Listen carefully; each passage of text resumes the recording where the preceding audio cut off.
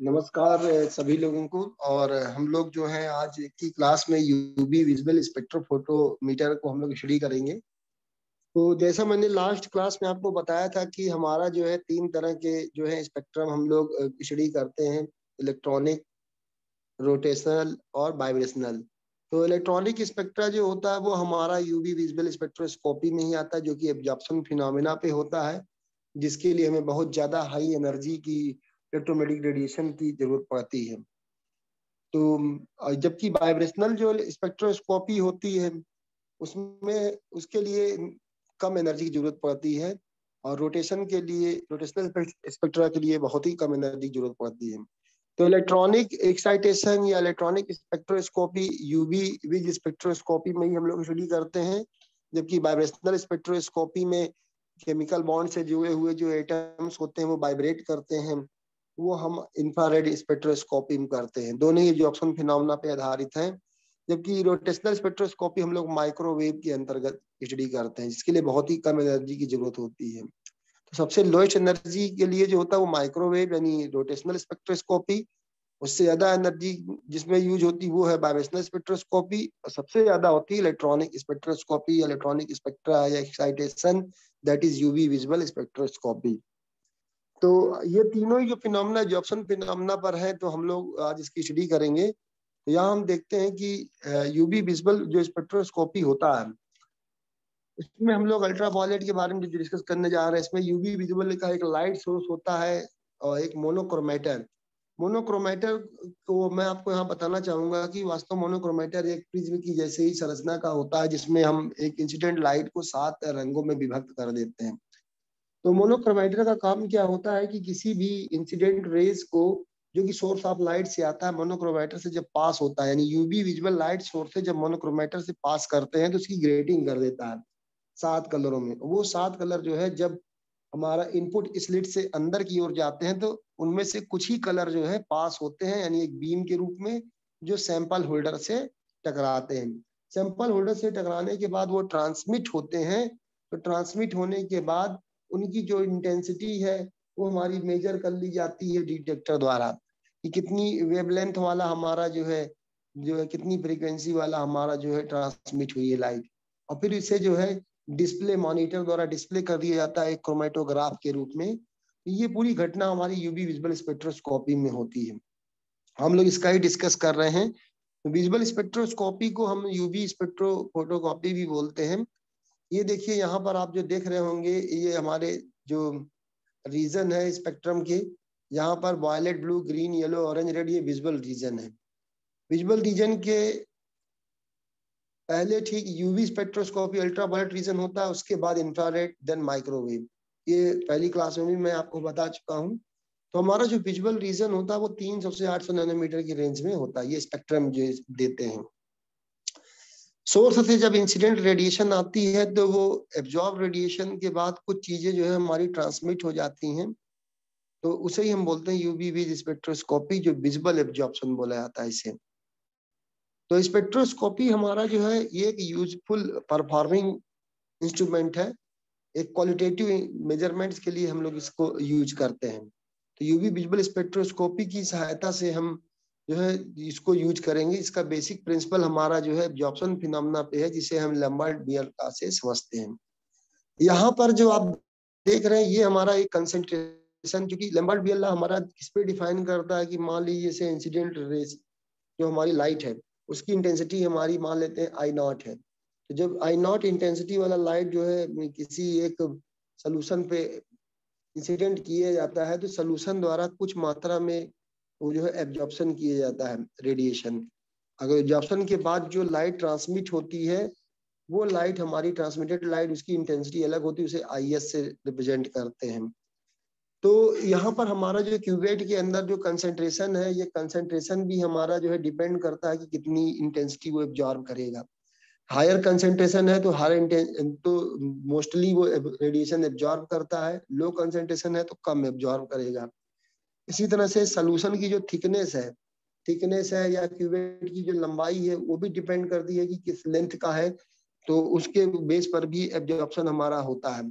Length कम होगा तो कम absorption, ज्यादा होगा तो ज्यादा एब्जॉर्प्शन होगा। तो जो हमारा जो एब्जॉर्प्शन होता है, यानी intensity of the incident light and reflected light is directly proportional to the concentration of the solution as well as thickness or length of the solution or length of the path.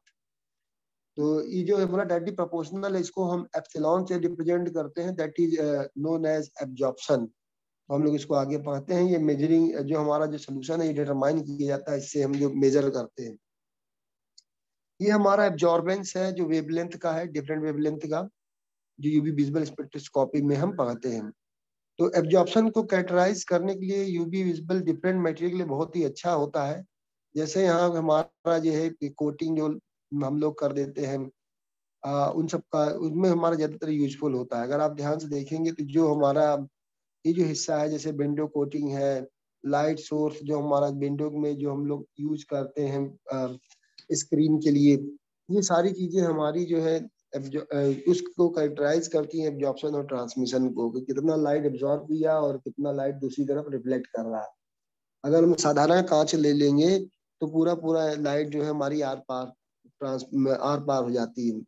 जबकि अगर हम वहीं पर अगर हम film वाला कांच लेते हैं या कोटिंग वाला लेते हैं तो कुछ न कुछ मात्रा में जो है कलर हमारा एब्जॉर्ब हो जाता है, कम ही मात्रा में लाइट दूसरी तरफ आती है ट्रांसमिट होकर के। फिर इसके बाद हम देखें तो ये जो हमारे फिल्टर्स हैं लाइट सोर्स में, ये आप देख रहे हैं ड्यूटेरियम डिस्चार्ज लैंप कहलाता है। इसे हम यूवी के लिए बेसिकली इस्तेमाल करते हैं। ड्यूटेरियम डिस्चार्ज लैंप, अलग अलग लैंप होते हैं जो सोर्स ऑफ लाइट का काम करते हैं। जबकि दूसरा हमारा जो लैंप है, इसी तरह से अगर हम ले लें तो टंगस्टन हैलोजन लैंप, ये विजुअल रीजन के लिए प्रयोग किया जाता है सोर्स ऑफ लाइट के रूप में। Classification based on dispersing material में फोटोमीटर जो हमारे कौन कौन से होते हैं देखते हैं। ये हमारा होता है absorption filter, interference filter, prism monochromator and diffraction grating. ये चार हमारे जो है फोटोमीटर होते हैं जो यूज किए जाते हैं, जो स्पेक्ट्रोफोटोमीटर यानी एब्जॉर्प्शन फिल्टर के रूप में, इंटरफेरेंस फिल्टर के रूप में कि कितना इंटरफेरेंस हो रहा है ये भी, और प्रिज्म मोनोक्रोमेटर जैसे मैंने बताया कि मोनोक्रोमेटर के रूप में भी हम इस्तेमाल कर सकते हैं कि जो 7 कलर डिफाइन हुए उसके हम एक ही कलर जो है एग्जिट स्लिट से पास करते हैं। आप देख रहे होंगे यहाँ पर एग्जिट स्लिट और इंटर स्लिट दो अलग अलग हैं जहां से हम लोग इसकी स्टडी करते हैं। तो डिफ्रैक्शन ग्रेटिंग के बेस पर भी हम इस तरह के फोटोमीटर इस्तेमाल करते हैं। यहाँ पर देखिए फोटो सेल से जब ये ट्रांसमिटेड लाइट इंसिडेंट होने के बाद जब ट्रांसमिट पास होती है तो डिटेक्टर यानी गैल्वेनोमीटर द्वारा डिटेक्ट कर लिया जाता है कि कितनी एब्जॉर्बेंस हुई और कितनी वेवलेंथ का हमारा जो है ट्रांसमिटेंट हो रहा है। इसका मेजरमेंट हम तो ट्रांसड्यूसर्स में करते हैं। ट्रांसड्यूसर में ही हम विभिन्न प्रकार के फोटो डायोड, फोटो ट्यूब का इस्तेमाल करते हैं, या फोटो मल्टीप्लायर जिसे हम कहते हैं, पीएमटी इसको शॉर्ट फॉर्म में कहते हैं।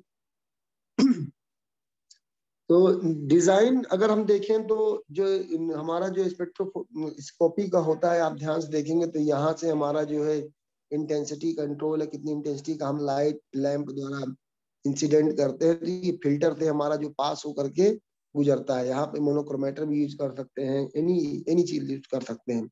सोर्स ऑफ लाइट में हम डायोड का भी यूज कर सकते हैं, या फिर टंगस्टन लैंप हमारा विजुअल के लिए यूज कर सकते हैं।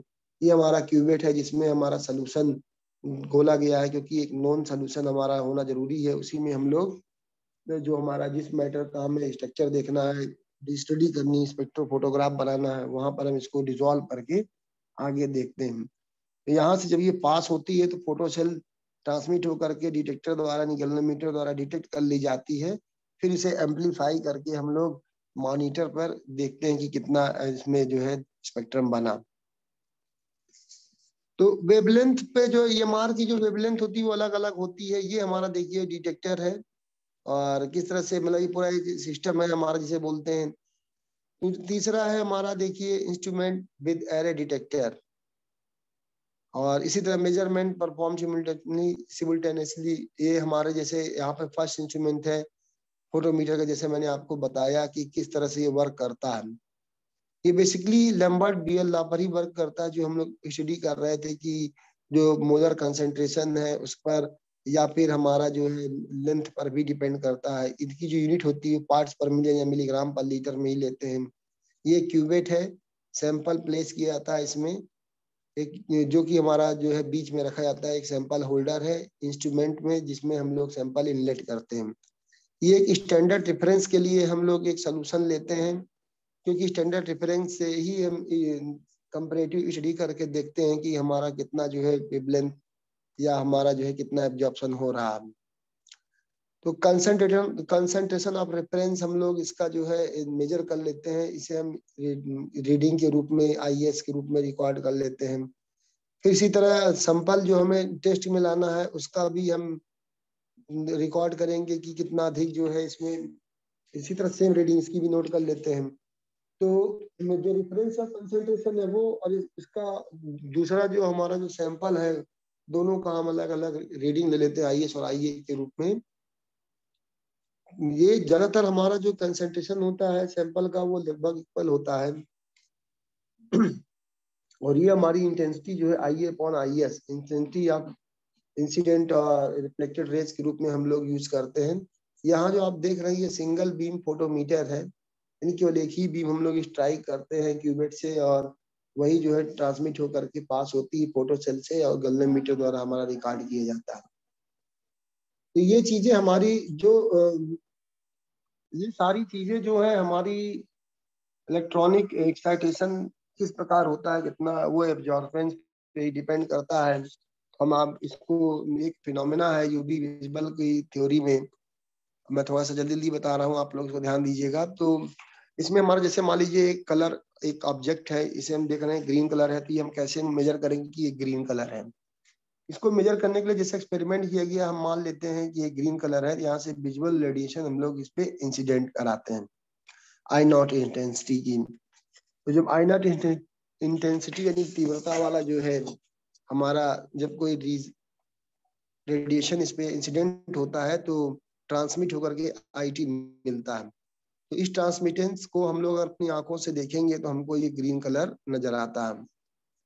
ऐसा क्यों हुआ ये ग्रीन कलर नजर आता है, इसका कारण क्या है, क्यों ऐसा हमें ग्रीन कलर आया, हम ग्रीन कलर को देख क्यों पा रहे हैं, या अलग अलग कलर को क्यों मेजर कर पाते हैं, क्यों देख पाते हैं, वो जो हमारा कलर है वो क्यों दिखाई पड़ता है आंखों से, इसका क्या रीजन है। तो ये इसका मेन रीजन हमारा इलेक्ट्रॉनिक ट्रांजिशन ही है, यानी उसके द्वारा रिलीज किया गया इलेक्ट्रोमैग्नेटिक रेडिएशन जब वो ग्राउंड स्टेट से एक्साइटेड स्टेट में जाता है और एक्साइटेड पूरा जब वापस आता है तो ईएमआर यानी इलेक्ट्रोमैग्नेटिक रेडिएशन जो रिलीज करता है, इमिट करता है, उसी के जरिए हम लोग उस कलर को देख पाते हैं। तो ये जो इंसिडेंट रेडिएशन है और रिफ्लेक्टेड या ट्रांसमिटेड रेडिएशन है, ये हमारा स्पेक्ट्रोमीटर में यूजफुल होता है, और इसी की सहायता से हम different types of electronic excitation भी देखते हैं। जैसे एग्जाम्पल के रूप में हम सोडियम मेटल लेते हैं। सोडियम मेटल का इलेक्ट्रॉनिक कॉन्फ़िगरेशन अगर आप देखेंगे तो 1s2 2s2 2p6 3s1 होता है। अगर इसका हम स्ट्रक्चर बनाएं तो न्यूक्लियस और उसके चारों ओर जो एटॉमिक ऑर्बिटल्स, वह सर्कुलर ऑर्बिटल्स होते हैं, उसमें इलेक्ट्रॉन पाए जाते हैं। दो इलेक्ट्रॉन फर्स्ट में, सेकेंड में 2 और 6, जबकि थर्ड में 1 इलेक्ट्रॉन यस में है। जबकि 3p यहाँ पर खाली है, बैकेंड ऑर्बिटल ग्रुप में 3p एक बैकेंड ऑर्बिटल है। तो जब इंसिडेंट रेडिएशन होती है तो जो यस का जो इलेक्ट्रॉन है, इसे ग्राउंड स्टेट पे बोलेंगे, वो एनर्जी को एब्जॉर्ब करता है, उस एनर्जी एब्जॉर्ब करेगा, ग्राउंड स्टेट से एक्साइटेड स्टेट यानी बैकेंड ऑर्बिटल पी में चला जाता है। जब पी में आ जाएगा तो क्योंकि वो स्टेबल स्टेट नहीं है, तो फिर से जब वो 3s में जाता है तो कुछ न कुछ ऊर्जा रिलीज करता है। दो जो एनर्जी वो रिलीज करता है इलेक्ट्रॉन 3p से, जैसे ही वो 3s में जाएगा तो उसे हम इलेक्ट्रोमैग्नेटिक रेडिएशन कहते हैं। इलेक्ट्रोमैग्नेटिक रेडिएशन ही वो रिस्पॉन्सिबिलिटी है, वही हमारा रीजन है जिसके कारण हम किसी भी ऑब्जेक्ट का कलर स्पष्ट देख सकते हैं। और ये सिर्फ इलेक्ट्रॉनिक ट्रांजिशन के कारण, एक्साइटेशन के कारण ही हुआ। ग्राउंड से एक्साइटेड और एक्साइटेड से फिर से जब ग्राउंड लेवल में आता है तो जो एनर्जी रिलीज करता है वो हमारा आता है इलेक्ट्रोमैग्नेटिक रेडिएशन के रूप में। तो मॉलिक्यूल में क्या होता है, अगर हम इस तरह से अगर हम कोई रेडिएशन इंसिडेंट करें, सपोज ये एक मॉलिक्यूल है जिसमें केमिकल बॉन्ड से दो जुड़े हुए हैं ब्लू लाइट में। अगर हम इसमें इलेक्ट्रोमैग्नेटिक रेडिएशन इंसिडेंट कराएं, इलेक्ट्रोमैग्नेटिक रेडिएशन जैसे ईएमआर बाहरी सोर्स से, तो क्या होगा आप सोच सकते हैं। तो जब इलेक्ट्रॉनिक रेडिएशन होगा तो इसमें तीन तरह की ट्रांजिशन हो सकती है। इलेक्ट्रॉनिक ट्रांजिशन यानी ग्राउंड स्टेट से स्टडी स्टेट में इलेक्ट्रॉन का मूवमेंट, अगर हायर एनर्जी एब्जॉर्ब करता है तब। वाइब्रेशनल ट्रांजिशन जिसमें केमिकल बॉन्ड्स जो जुड़े हैं, उससे जुड़े हुए जो मॉलिक्यूल एटम्स हैं वो वाइब्रेट करेंगे, रॉकिंग कर सकते हैं, या एक तरफ स्ट्रेच एंड कंप्रेस हो सकते हैं, तो ये वाइब्रेशन में आता है। अपनी जगह से वो केमिकल बॉन्ड जो वाइब्रेट करते हैं। या फिर रोटेशनल ट्रांजिशन हो सकता है। रोटेशनल ट्रांजिशन बेसिकली हमारा सबसे लीस्ट एनर्जी जो एब्जॉर्ब होती है तब, यहाँ पर हमारा जैसे इलेक्ट्रॉन है वो मूवमेंट में होता है क्लॉकवाइज या एंटी क्लॉकवाइज रोटेशन में है, that is known as rotational transition. तो रोटेशनल ट्रांजिशन के लिए बहुत कम एनर्जी की आवश्यकता होती है, जबकि वाइब्रेशनल की ज्यादा। इलेक्ट्रॉनिक ट्रांजिशन के लिए बहुत ज्यादा एनर्जी अगर एब्जॉर्ब हुई तो इलेक्ट्रॉनिक ट्रांजिशंस होते हैं। इलेक्ट्रॉनिक ट्रांजिशंस भी कई प्रकार के होते हैं।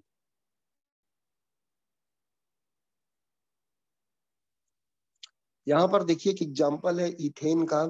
इसमें किस प्रकार का ट्रांजिशन हो सकता है, क्योंकि यहाँ पर सिग्मा बॉन्ड है कार्बन कार्बन और कार्बन हाइड्रोजन के बीच। तो जो इलेक्ट्रॉन है वो सिग्मा बॉन्ड का सिग्मा बॉन्डिंग से सिग्मा एंटी बॉन्डिंग में जा सकता है। एक ये ट्रांजिशन हो सकता है इसमें, इथेन के केस में sigma to sigma anti bonding.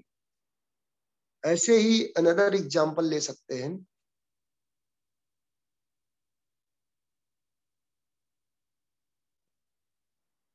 अगर किसी डबल बॉन्ड वाले को लेंगे तो उसमें पाई बॉन्ड होता है। तो पाई बॉन्ड वाला जो होगा उसमें pi to pi anti bonding transition होता है। जैसे यहाँ एक एग्जांपल है इथेनॉल का। तो यहाँ पर देखिए सिग्मा बॉन्ड भी है और नॉन बॉन्डिंग भी है।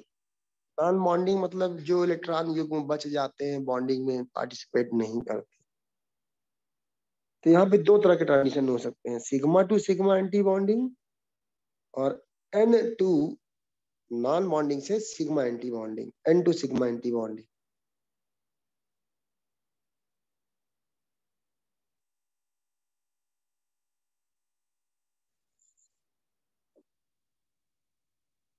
Sigma to sigma anti bonding और n to sigma anti bonding, दो तरह के ट्रांजिशन हमारे इस तरह के मॉलिक्यूल में मिलते हैं, जिसमें लोन पेयर भी है और यानी नॉन बॉन्डिंग इलेक्ट्रॉन्स प्रेजेंट हो, सिग्मा बॉन्ड्स भी प्रेजेंट हो।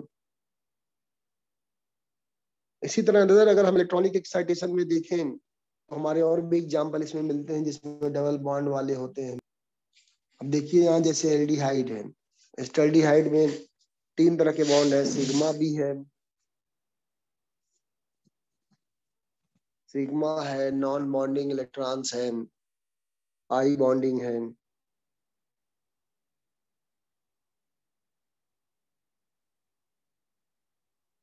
तो यहाँ पे तीन तरह के ट्रांजिशन आपको देखने को मिलेंगे, sigma sigma anti bonding, pi to pi anti bonding और नॉन बॉन्डिंग से sigma anti bonding, non bonding से पाई एंटी बॉन्डिंग, चारों मिल सकते हैं क्योंकि यहाँ पे तीन तरह के बॉन्ड हैं।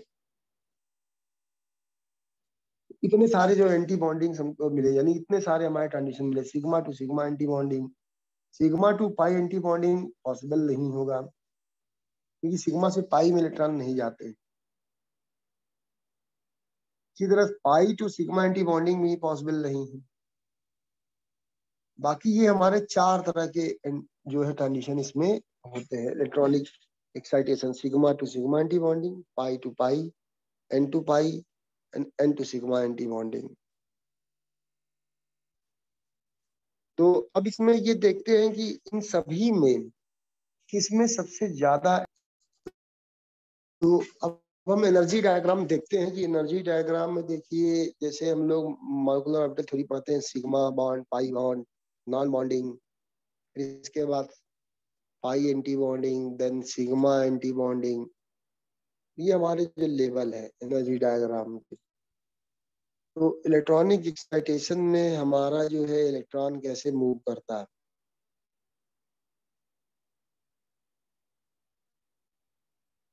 इलेक्ट्रॉनों का जो एक्साइटेशन है वो हमारा sigma to sigma anti bonding, pi to pi, n to sigma और एन टू पाई बॉन्डिंग में होता है। ये चार तरह के हमको जो है इलेक्ट्रॉनिक एक्साइटेशन मिलते हैं। इन चारों में अगर एनर्जी क्रम देखें तो सबसे ज्यादा energy sigma to sigma anti bonding में, फिर n to sigma anti bonding में, जबकि कम एनर्जी लगती है हमारी pi to pi anti bonding में, n to pi anti bonding में। 200 से कम नैनोमीटर यानी वेवलेंथ, क्योंकि एनर्जी ज्यादा एब्जॉर्ब कर रहे थे, इनकी वेवलेंथ कम होगी, इसलिए sigma to sigma anti bonding और n to sigma anti bonding का वेवलेंथ 200 नैनोमीटर से कम है, जबकि बाकी पाई टू पाई एंटी बॉन्डिंग का 200 नैनोमीटर से ज्यादा। तो ये भी डिपेंड करता है क्योंकि हमारी जो एनर्जी होती है वेवलेंथ के इनवर्सली प्रोपोर्शनल होती है। जैसे इथेनॉल में दो तरह की ट्रांजिशन है, sigma to sigma anti bonding and n to sigma anti bonding. तो यहाँ पे जो अगर एब्जॉर्बेंस होगा वो लेस देन 200 नैनोमीटर होगा, 200 से 200 नैनोमीटर के कम रीडिंग आएगी जो हमारा स्पेक्ट्रोग्राफ आएगा। यहीं पर स्टैल्डिहाइड कर लेंगे तो दो तरह के आएंगे, pi to pi anti bonding, n to pi anti bonding. तो इसका जो एब्जॉर्बेंस होगा यानी एब्जॉर्ब होंगी जो मोर देन 200 नैनोमीटर की होंगी। मोर देन 200 नैनोमीटर जो है हमारा मॉलिक्यूल के जरिए पता लगा सकते हैं कि कितना एब्जॉर्बेंस है। तो आप देख रहे होंगे इथेनॉल के केस में sigma to sigma anti bonding, n to sigma anti bonding है।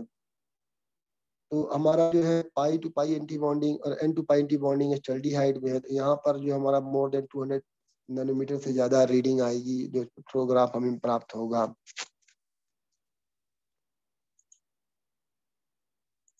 ये बात क्लियर हो गई कि एनर्जी डायग्राम में हमको ये चीज स्टडी करनी पड़ती है। यहाँ पर हम देखते हैं कि हमारे पास जो है इतने इतने चार प्रकार के जो है ट्रांजिशन होते हैं, sigma to sigma anti bonding, pi to pi anti bonding,